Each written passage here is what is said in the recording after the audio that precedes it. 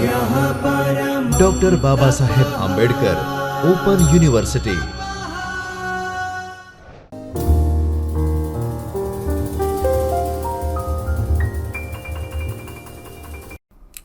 नमस्कार। डॉक्टर बाबा Saheb Ambedkar open university की ओर से आयोजित इस आभासी कक्षामाला में आप सभी का बहुत बहुत स्वागत है। आज हम एमए प्रीवियस वर्ष के छात्रों के लिए उनके MHD 6 छठे प्रश्न पत्र, जो कि एमए प्रीवियस के लिए चौथा प्रश्न पत्र है, उसकी पहले खंड की पहली इकाई लेकर के आए हैं। हिंदी साहित्य के इतिहास संबंधी यह प्रश्न पत्र है, हिंदी साहित्य और भाषा का इतिहास। उसमें ये जो पहला खंड है उसमें हम काल विभाजन को देखेंगे हिंदी साहित्य के इतिहास के। अब जो पहली इकाई है वो हिंदी माने काल विभाजन और नामकरण, ये इसके ऊपर आधारित है। माने हिंदी साहित्य के इतिहास में काल विभाजन और नामकरण क्यों हुआ, किन आधारों पर हुआ, उसके ऊपर हम आज थोड़ी सी बातचीत करेंगे। विशेष रूप से हम इसमें देखते हैं कि काल विभाजन और नामकरण, इसकी समस्याएं क्या हैं और फिर किन आधारों पर ये काल विभाजन किया गया, इसके विषय में हम थोड़ी सी बातचीत करेंगे आज। इस इकाई का उद्देश्य मुख्य रूप से, आज के व्याख्यान का उद्देश्य मुख्य रूप से साहित्य के इतिहास में काल विभाजन और नामकरण में आने वाली समस्याओं की पहचान करना है और इन समस्याओं के निराकरण के लिए पुष्ट आधार खोजना है। जब हम साहित्य का इतिहास इसको लेते हैं, इस विषय को, और उसमें काल विभाजन और नामकरण, तो पहला जो प्रश्न आता है कि इनकी आवश्यकता क्या है। देखें मूल रूप से 3 प्रश्न बनते हैं, इस चीज को लेकर के 3 प्रश्न बनते हैं। साहित्य के इतिहास की, पहले तो यही बात आती कि साहित्य के इतिहास की आवश्यकता ही क्या है। फिर दूसरा, अगर साहित्य का इतिहास है भी, चलो ठीक है, तो उसमें काल विभाजन और नामकरण कितना जरूरी है। हम सिलसिलेवार तरीके से बस बताते जाएं कि ये हुआ, फिर ये हुआ, फिर ये हुआ। उनको युगों में बांटना या काल में बांटना कितना जरूरी है और उनके नाम देना कितना जरूरी है। हम इस समस्या के ऊपर बात ही क्यों कर रहे हैं, है ना। और फिर जब ये निश्चित हो जाता है कि नहीं, ये करना होगा, तो उनको किन आधारों पर किया जा सकता है। काल विभाजन और नामकरण, इसके माने काल विभाजन करने के और उनका नामकरण करने के क्या आधार हो सकते हैं। तो इन तीनों पर हम थोड़ा प्रकाश डालेंगे, थोड़ी अपनी बात मैं इनके विषय में रखूंगी। तो ये जो ऊपर 3 मूलभूत प्रश्न हमने रखे, सबसे पहला है कि साहित्य के इतिहास की आवश्यकता ही क्या है। तो उसके लिए मैं ये कहना चाहूँगी कि निश्चित रूप से साहित्य ज़्यादा महत्वपूर्ण है। साहित्य हम पढ़ते हैं आनंद के लिए, सामान्य रूप से साहित्य आनंद के लिए होता है। कहीं कहीं पर विचारोत्तेजना प्रदान करने के लिए भी होता है। कहते हैं कि साहित्य समाज का दर्पण होता है और दूसरा, साहित्य समाज को कई बार दिशा भी देता है ना। दोनों तरह से साहित्य काम करता है। साहित्य आईना भी दिखाता है। साहित्य में जो बातें, जो प्रसंग, जो कहानी वर्णित होती है, वो कल्पित होते हुए भी कहीं ना कहीं यथार्थ से जुड़ी होती है। यशपाल ने अपने एक उपन्यास का नाम दिया है झूठा सच। आपने अवश्य सुना होगा। विभाजन की त्रासदी पर आधारित इस उपन्यास का नाम बहुत सार्थक है। वस्तुतः किसी भी उपन्यास के लिए ये एक सार्थक नाम है, झूठा सच। झूठा इसलिए क्योंकि जो पात्र उसमें है, जो क्रमवार घटनाएं वर्णित हैं, जिस तरह से, जिन लोगों को लेकर के, वो शायद कभी कहीं नहीं हुई है उन लोगों के साथ, उन नामों के साथ। लेकिन फिर भी उसमें जो कुछ भी वर्णित हुआ है, जो कुछ भी घटित हुआ है, वो उस व्यक्तिगत एक जो व्यक्तित्व जो उसमें है उसके साथ ना घटित हुआ हो, लेकिन वो कहीं कभी किसी के साथ घटित हुआ है। तो उसमें जो घटनाएं हैं, जो चीज़ें हैं, वो सारी की सारी सच्ची हैं। भले ही उसके पात्र, उसके जो उसमें जो जिन लोगों का संकलन दिखलाया है, जिन लोगों का इन्वॉल्वमेंट उन घटनाओं में दिखलाया है, वो ना हो, लेकिन वो घटनाएं सच्ची हैं। तो इसलिए झूठा सच बहुत अच्छी तरह से किसी भी उपन्यास या किसी भी साहित्यिक कृति को अभिव्यक्त करता है। तो ये बात है। तो साहित्य जो है वो दिखाता है कि ये चीज़ें हैं हमारे समाज में, और जब उसको देखते हैं, कई बार चीज़ें जो घटती हमारे साथ खुद घटती हैं, हम समाज में प्रत्यक्षतः उसके साक्षी होते हैं, तो उस पर हम विचार नहीं कर पाते हैं, क्योंकि उस समय अधिकतर भावनाओं में बह जाते हैं। साहित्य, जो अच्छा साहित्य है, वो भावनाओं को एक दिशा, एक चैनल, एक रास्ता देता है, और वो विचारोत्तेजना तक पहुंचाता है।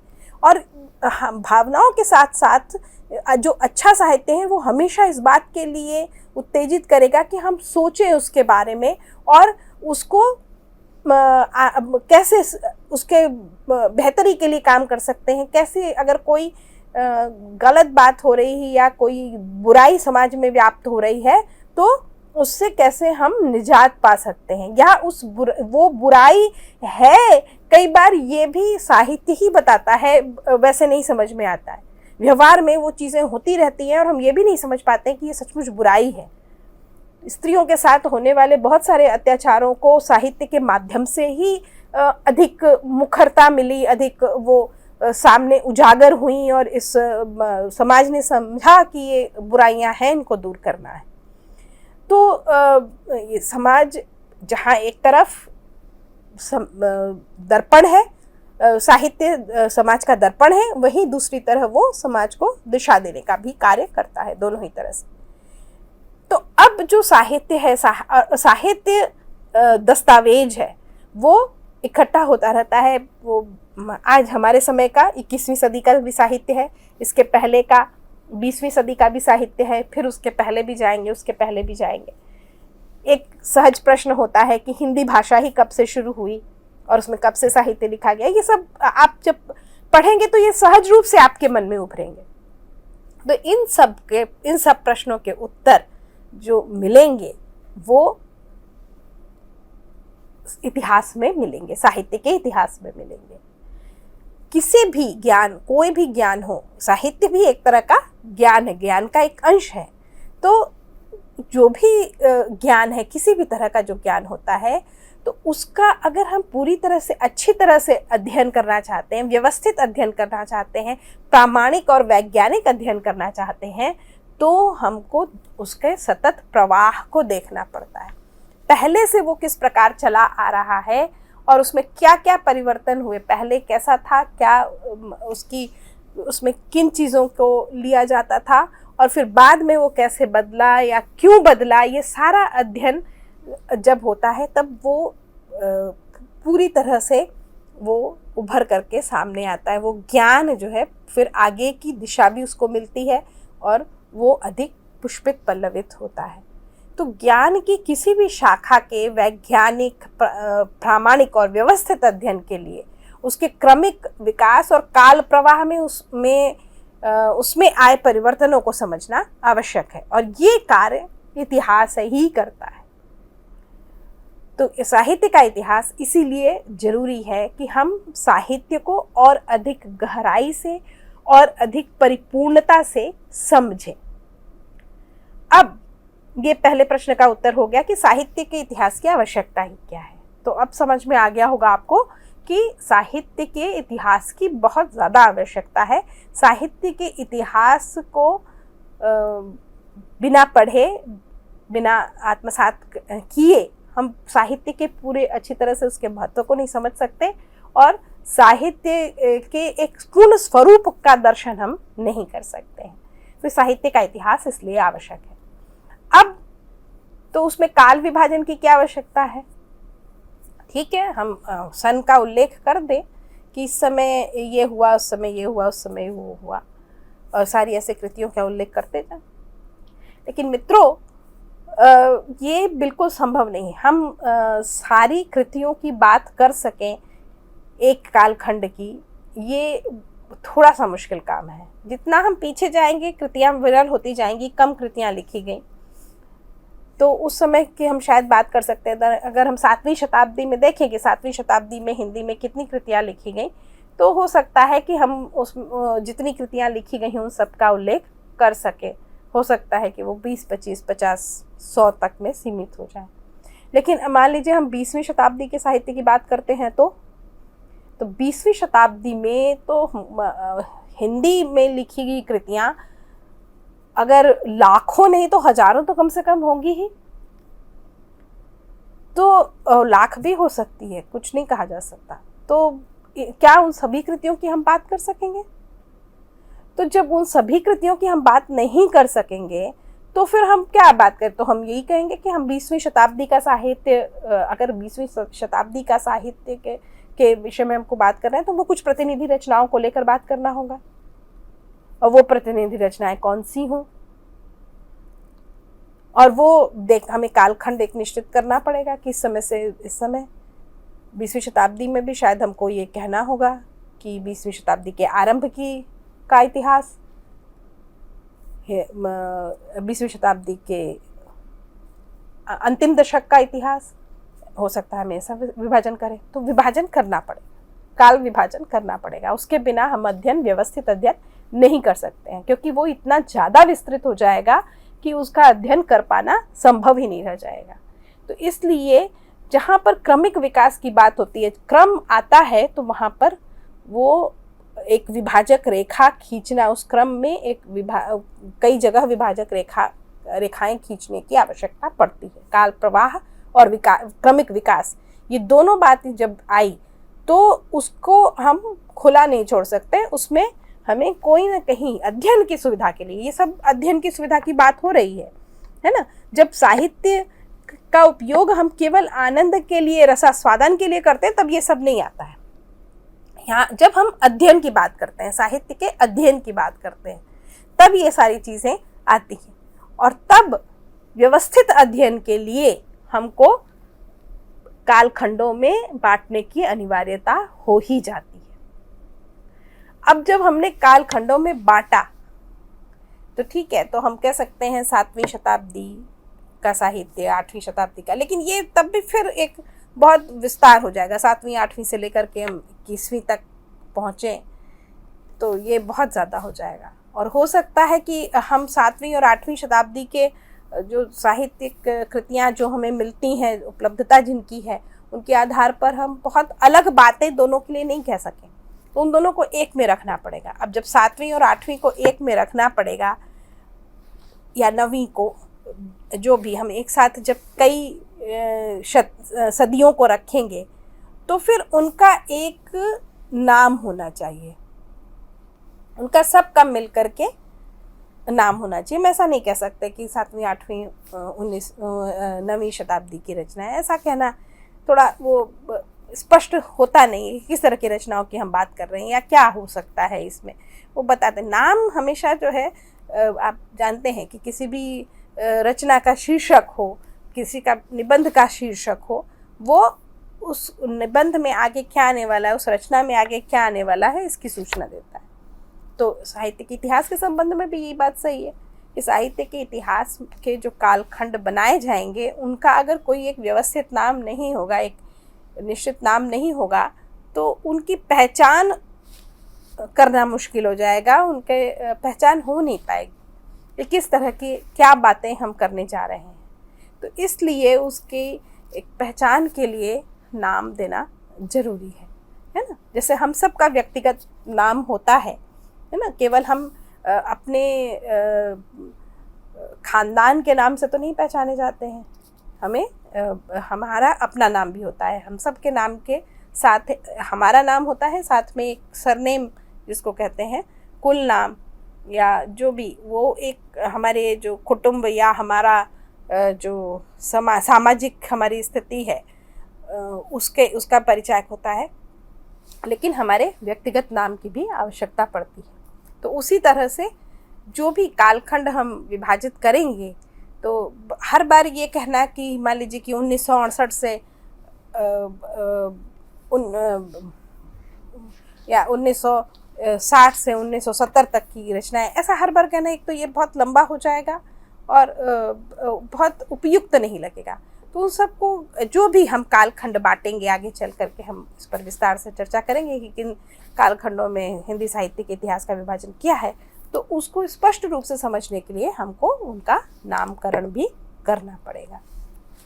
अब जो है इनका आधार क्या हो, तो जो हमारे अभी अध्ययन का विषय है, जो अभी हम आज अध्ययन करेंगे, तो उसमें यही बात है, जो मुख्य अध्ययन का विषय होना चाहिए इसको, इस संदर्भ में, इतिहास साहित्य के इतिहास के संदर्भ में, वो विभाजन और नामकरण के आधारों का अन्वेषण ही होना चाहिए कि कौन से आधार हैं, क्या चीज़ें हैं जिनके आधार पर हम कालखंड में विभाजन कर सकते हैं इतिहास का, साहित्य के इतिहास का, और उनका नामकरण कर सकते हैं। यही हमारे अध्ययन का मुख्य विषय है। अब काल विभाजन के आधार को हम पहले देखते हैं। काल विभाजन हम कैसे कह सकते हैं? तो जैसे अभी मैं कहती आई हूँ कि 7वीं शताब्दी का साहित्य, 8वीं शताब्दी का, 9वीं शताब्दी का, तो हम ठीक है, वो तो विभाजक रेखा है ही है, अलग अलग 100 वर्षों के ग्रुप बने हुए हैं, हम वो उस तरह से कह सकते हैं, है ना। 7वीं शताब्दी का साहित्य, 8वीं शताब्दी का, 19वीं शताब्दी का, 20वीं शताब्दी का। लेकिन मैंने बताया जैसा कि 19वीं शताब्दी का जो साहित्य है वो कितना ज़्यादा है, फिर 20वीं शताब्दी का बहुत ज़्यादा है, तो हम पूरी 20वीं शताब्दी के साहित्य को एक साथ नहीं रख सकते हैं। फिर उधर पीछे जाएं तो 7वीं शताब्दी और 8वीं शताब्दी के साहित्य में बहुत ज़्यादा कुछ अंतर ही नहीं मिलेगा। तो हम पता चला कि 7वीं शताब्दी के साहित्य के विषय में जो बातें हम कह आए हैं, 8वीं शताब्दी के संबंध में भी हम लगभग वही बात कहेंगे। तो पुनरुक्ति हो जाएगी, इतिहास बहुत बड़ा हो जाएगा और उसमें वही बातें दोहराई जाएंगी। तो वैसे ही सामान्य रूप से ये माना जाता है कि इतिहास उतनी रुचि का विषय नहीं होता है, और फिर उसमें इतनी पुनरुक्ति और इस तरह के इतना लंबा तो उबाऊपन, तो और भी बिल्कुल उसमें उसको पढ़ने में प्रवृत्ति नहीं होगी। तो ये तो विभाजन रेखा कभी संभव नहीं है ना। तो किसी शती के आरंभ और अंत के साथ उसकी सीमा रेखा नहीं रख सकते। इसलिए भी नहीं रख सकते कि हो सकता है कि जो 19वीं शताब्दी के अंत में जो बातें चल रही थी, 20वीं शताब्दी के आरंभ में भी वही बातें चल रही हों। तो मैंने ये हो सकता है कि 19वीं शताब्दी के अंतिम दशक से लेकर के 20वीं शताब्दी के पहले दूसरे दशक तक एक जैसा, माने ये जो 30 साल का है, जिसमें कि 19वीं शताब्दी का अंत भी आता है और 20वीं शताब्दी की शुरुआत भी आती है, ये इसमें एक जैसी कृतियाँ हुई हो या एक जैसे विचारधारा चल रही हो। तो किसी साहित्य के इतिहास के लिए काल की विभाजन रेखा किसी शती के आरंभ और अंत के साथ नहीं जोड़ी जा सकती। वो वैज्ञानिक नहीं होगा, वो अध्ययन के लिए बहुत उपयुक्त नहीं साबित होगा। फिर सत्ता परिवर्तन, जो हम इतिहास पढ़ते हैं, है ना, जो मुख्य रूप से हम इतिहास में पढ़ते हैं, हमने मान लीजिए 7वीं 8वीं शताब्दी में से हम शुरू करें तो इनका गुप्तों का युग था, या उसके बाद हर्षवर्धन का युग आया, इस तरह से आगे और भी जो अलग अंग्रेज़ों का युग आया। तो इस तरह की अगर हम बात करें, बीच में मुगलों का युग आया, तो ये सारी अगर हम बात करें कि जब सत्ता परिवर्तन हुए तो सल्तनत युग का, हर्ष के युग का साहित्य, सल्तनत युग का साहित्य, मुगलों का साहित्य और अंग्रेज़ों का साहित्य, इस तरह से बात करें तो ये भी कुछ बात बहुत बनती है नहीं, है ना।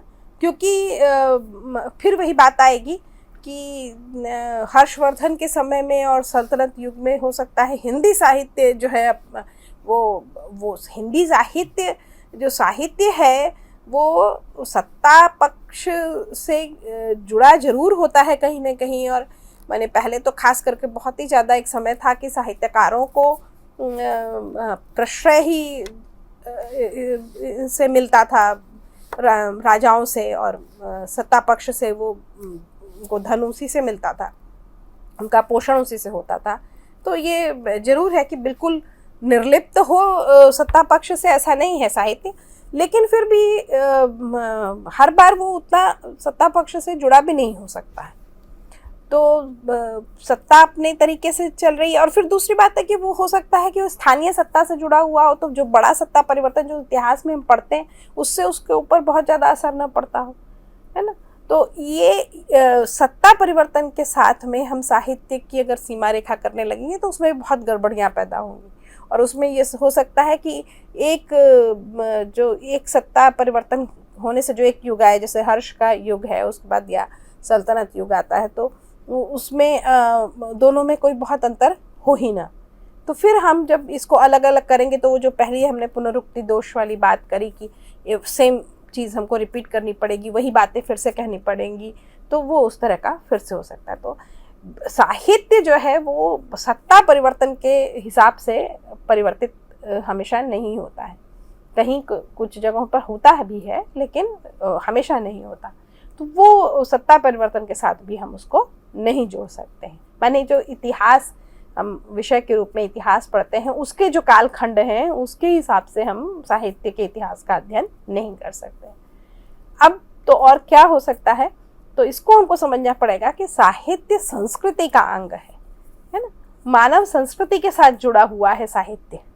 तो और जो मनुष्य समुदाय, मानव समाज जो है, वो जिस तरह की संस्कृति उसकी होती है, जिस तरह की भाषा वो बोलता है, तो उसके हिसाब से साहित्य गढ़ा जाता है। आप जानते हैं कि जब जो है संस्कृत प्रमुख भाषा थी, संस्कृत का साहित्य रचा गया, है ना, उसमें जिस तरह के उसका वो समाज था, जिन मूल्यों को वो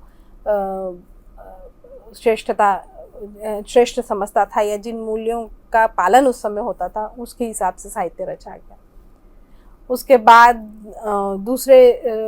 जब दूसरी भाषाएं आई, प्राकृत में साहित्य रचा गया, पाली में, तो वो उनके पाली बौद्ध धर्म से अधिक जुड़ी हुई थी, तो बौद्ध धर्म की जो मान्यताएं थी उसके आधार पर पाली साहित्य अधिकतर रचा गया।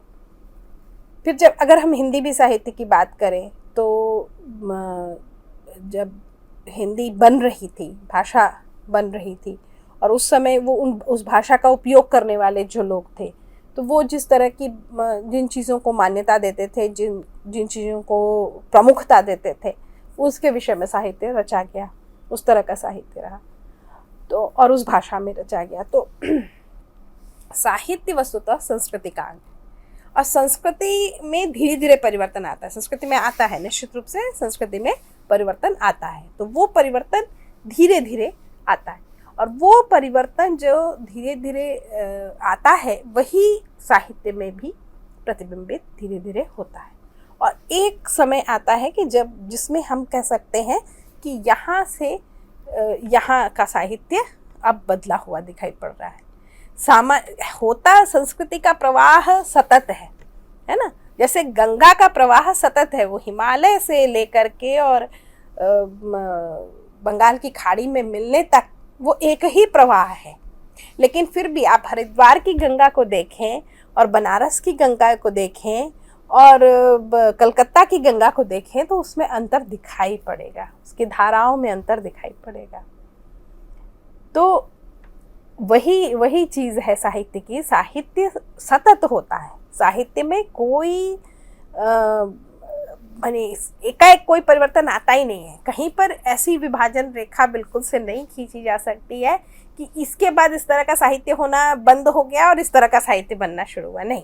वो एक निरंतर प्रवाह है, साहित्य का निरंतर प्रवाह है। वो उसी समय से एकदम 7वीं 8वीं शताब्दी से हिंदी साहित्य की जो धारा शुरू हुई आज तक अविरल है ना। वहाँ पे कहीं पर भी वो बीच में ऐसा नहीं कि टूटी है। लेकिन अगर आज हम 21वीं सदी का साहित्य देखें और 7वीं सदी का साहित्य देखें, तो हम उन दोनों को कहीं से एक पा ही नहीं सकते, वो बिल्कुल बदल गया।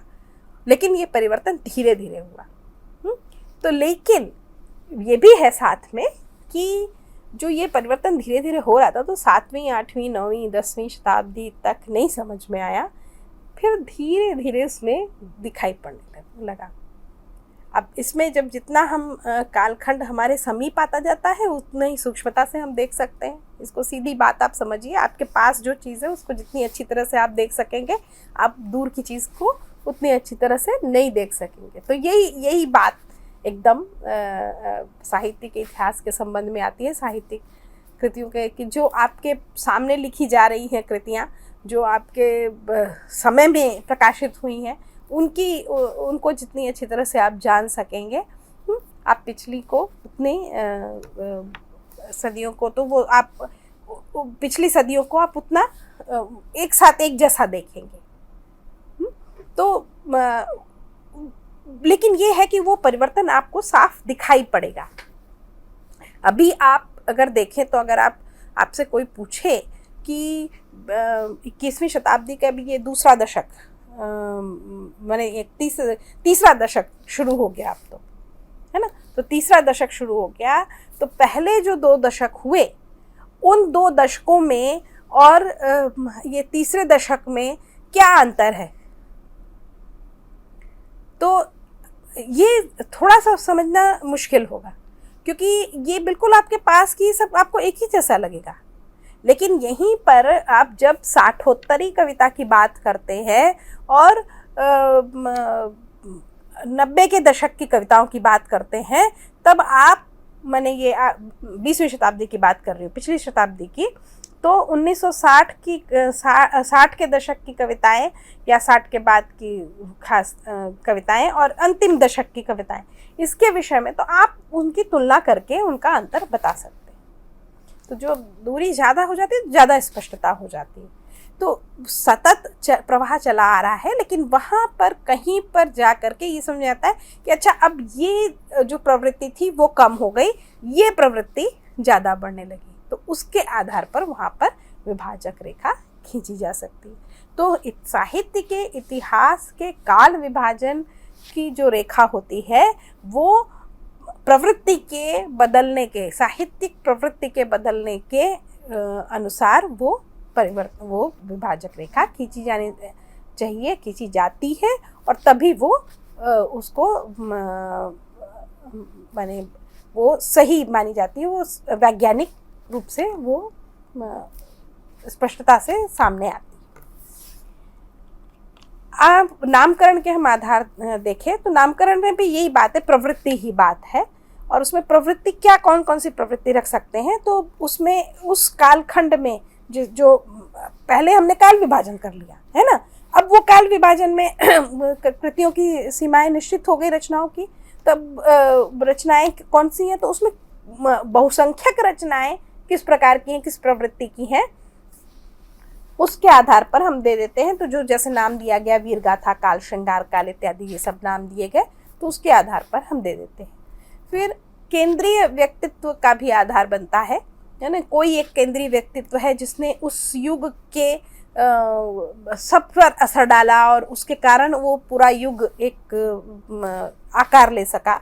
तो इस तरह से भारतेंदु युग, द्विवेदी युग, भारतेंदु युग जो है उसमें भारतेंदु केंद्रीय व्यक्तित्व थे, उन्होंने ही शुरू किया और उन्होंने अपने ही, मतलब उनका तेज इतना था कि उन्होंने अपने आसपास के साहित्यकारों को प्रभावित किया, एक भारतेंदु मंडल बना और भारतेंदु के मार्गनिर्देशन में एक तरह से उन लोगों ने रचना करना शुरू किया।